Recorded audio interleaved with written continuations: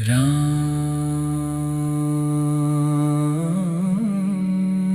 हो राम, अलख निरंजन सतगुरु।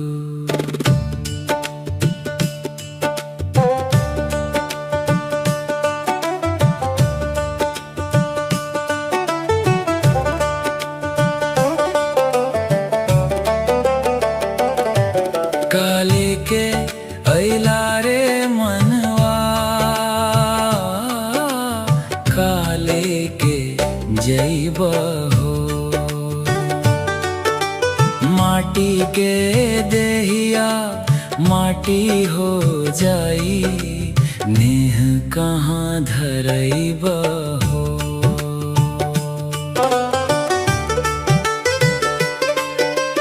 चुनर जैसन सांसिया उड़ जाला, ओस जैसन देह पिघलाला। भोर के किरनिया साँझे छिप जाला, काल के लेखाना टरलाला। राजपाट सब सपना निकरल, अंत समय सब छूटल हो। काले के अइला रे मनवा, काले के जइबा हो।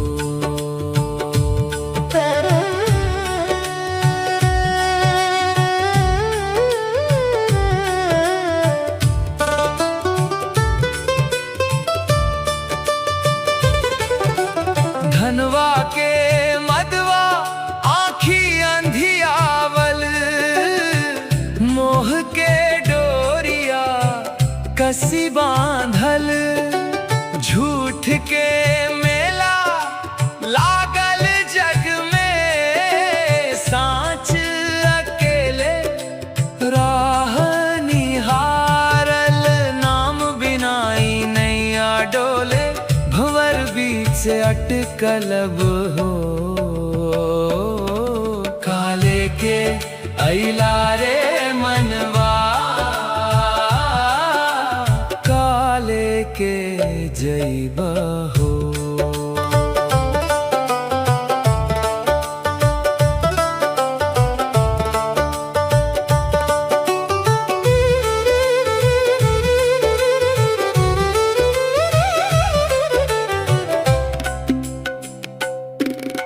घट घट भीतर जोत जरत बा, काहे बाहर धूनी धरेला। जवन खोजे मंदिर मस्जिद, ओकर मालिक भीतर बसेला। सुरती के डोरी भीतर बांधा, तब साच के दर खुली।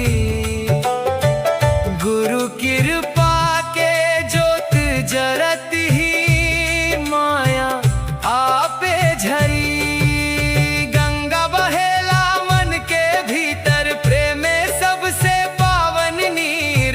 दया धर्म के बीज बो, एही जे मिलेला पीर। जात पात के दीवार तोड़, सब में के प्राण। निर्गुण मालिक के ज्योति, बाकी सब अज्ञान। काले के अइला रे मनवा,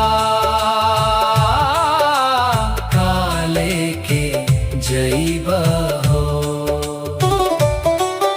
नाम के पूंजी साथे चली, बाकी सब रही जइबा हो। राम अलख निरंजन सतगुरु।